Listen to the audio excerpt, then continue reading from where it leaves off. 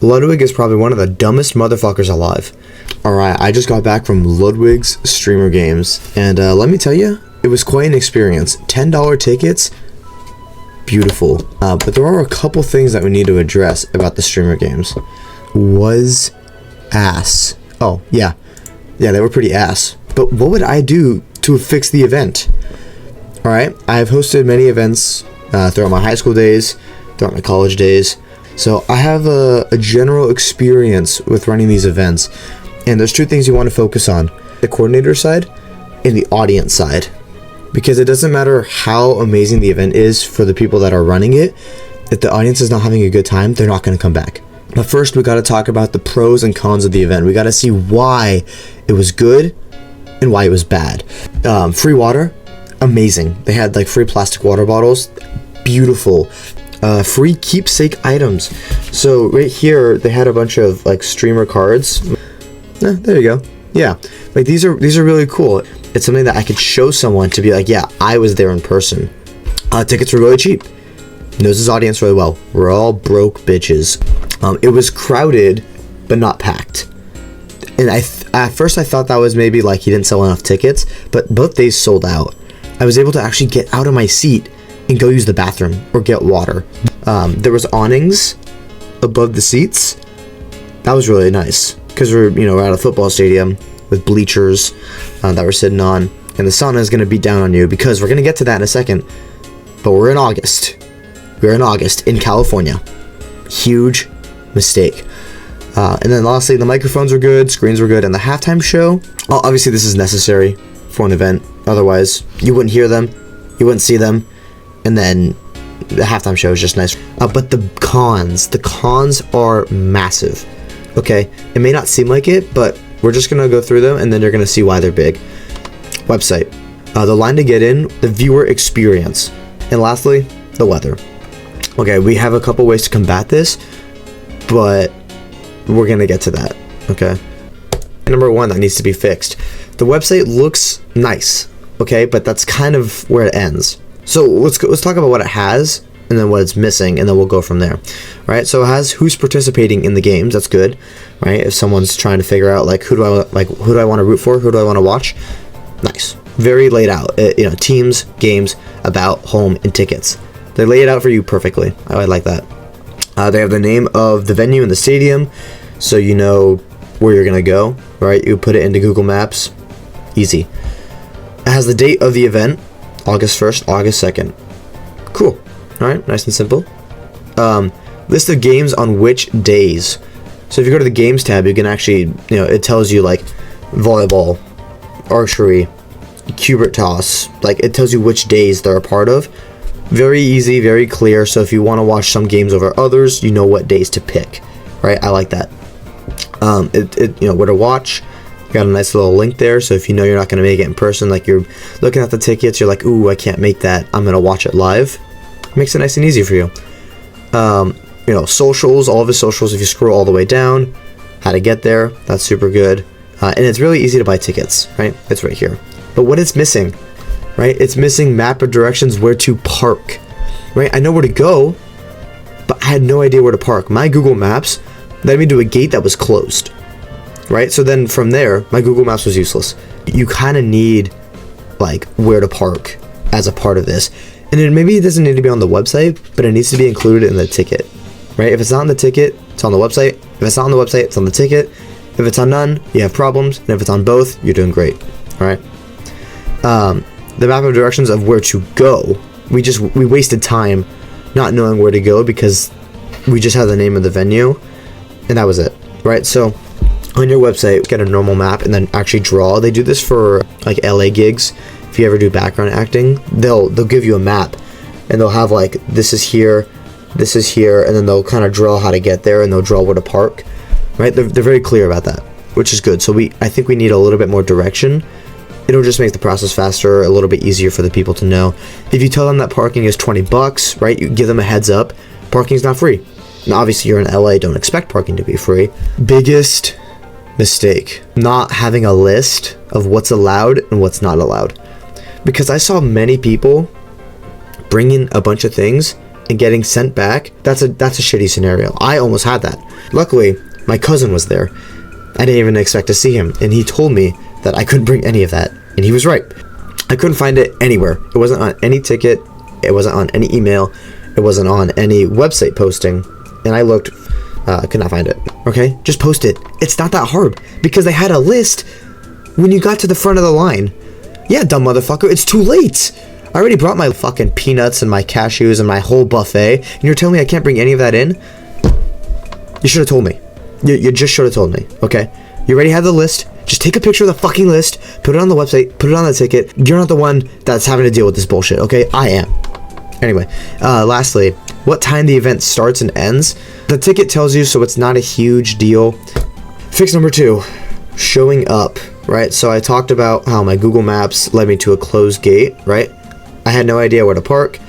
That took some extra time. How do we fix this? We have signs around the perimeter telling you where to walk, where to park. All you need is like 4 or 5 signs. They don't need to be big signs. They just need to be the foldable ones, like the caution ones from the bathroom. The line was long. It was 40 minutes long. I got a call from my cousin saying, hey, I'm in the front. And even though I got to cut, we still missed the intros. So how do we fix this? We gotta mandate some check-in times based on seats. This, or you're like the Indy 500 or a football game and you have 1,000 entrances. In this case, you don't. So you probably need to have some mandated check-in times. Okay, this is not that complicated. When someone buys a ticket, it tells them when they need to check in, and that's different from someone else. The thing I've been complaining about all day, you know, we showed up, brought too much stuff, had to run back to the car, and I already talked about how to fix it. You just put it on the tickets. Fix number 3, the weather. Okay, so let's just be honest here. Ludwig is probably one of the dumbest motherfuckers alive. Okay? He lives in California. He lives in LA. He knows exactly how hot it gets in August, right? But more importantly, this event happened on a weekend. So it doesn't fucking matter when you host this event. If you're trying to go off of people's schedules, it's on a Saturday and a Sunday. People that go to school have normally Saturday, Sunday off. And college students may have a Saturday class, but again, we're going off the majority here. When you host events, you go with the majority. So I kind of labeled each month. Red is like, don't host an event at that time. Yellow is like, you have better months, but if you really had to, it's okay. Bright green is the best time to do it. This dark green is the second best time to do it, and then this is the third best time.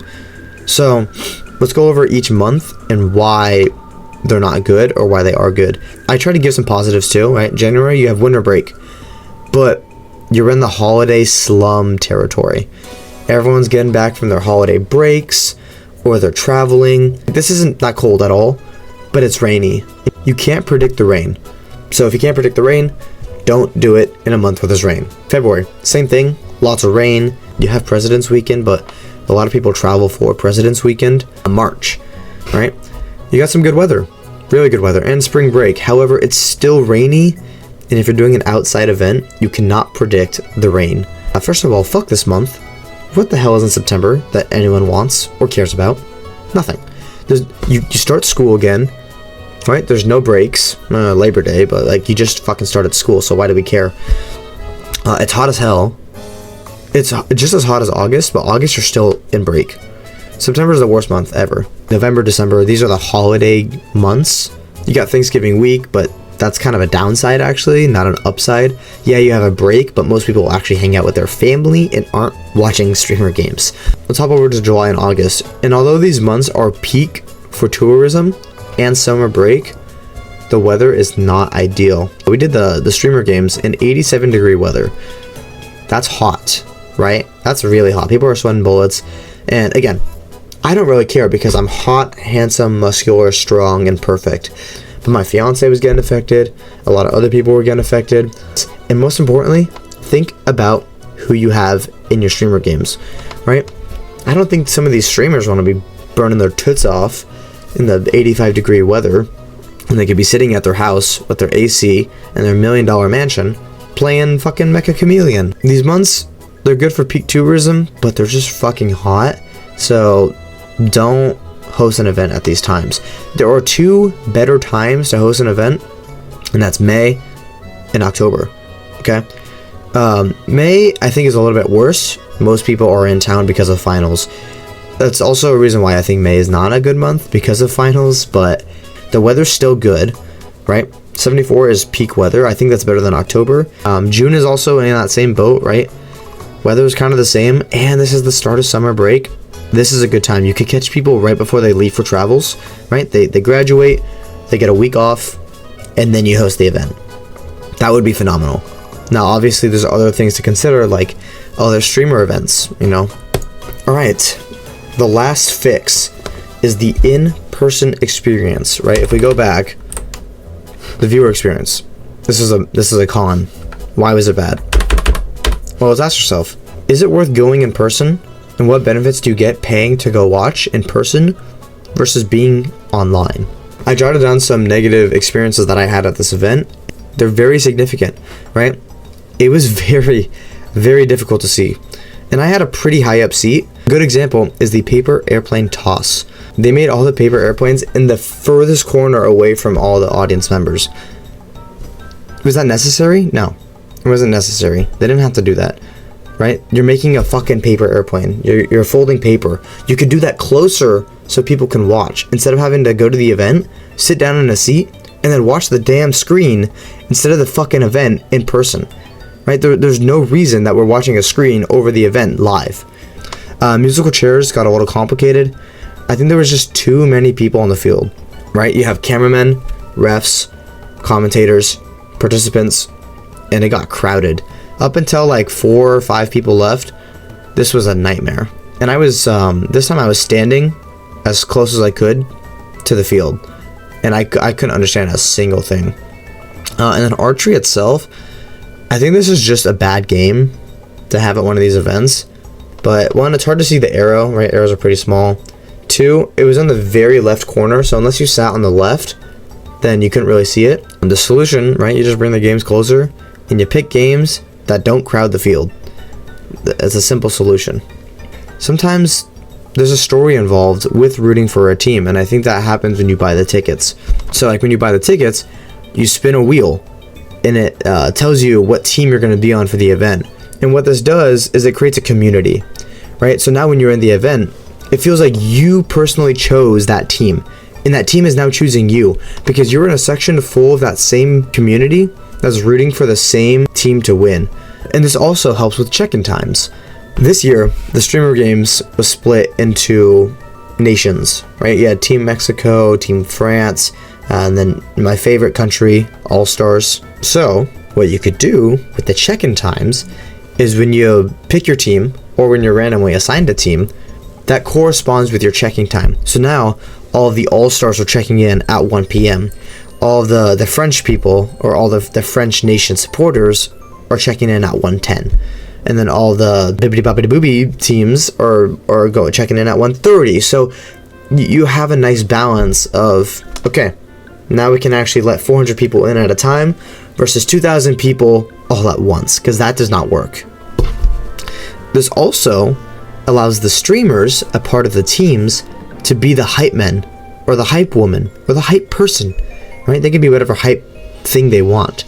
But this actually allows the event to feel more community-based, because now you have people on that team helping you root for that team, and it feels like you got team captains, and it feels like you're actually a part of something. Not just watching something, you're a part of it.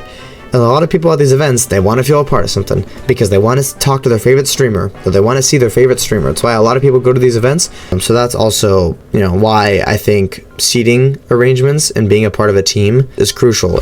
Lastly, I put this in blue because I think they actually did pretty good. There were some good picture spots. The free merch, the streamer cards, these are pretty dope. Lanyards could be a good keepsake item.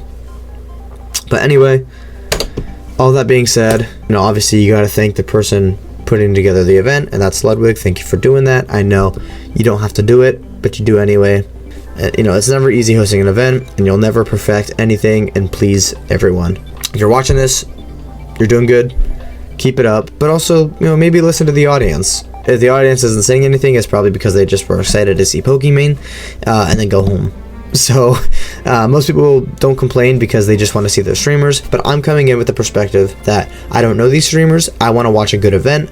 This is my take on it, because this event isn't supposed to feel uptight. It's supposed to be casual. I get what he's going for, but a little bit of direction is not bad if it makes the viewer experience that much better. So yeah, that's kind of where I was at. This is all I put together, and hopefully be there next year. And I can't wait for Streamer Games 2027. Actually, I can't wait, because if it's in October, I can absolutely wait. Please make it in October. Trust me, it's going to be so much better.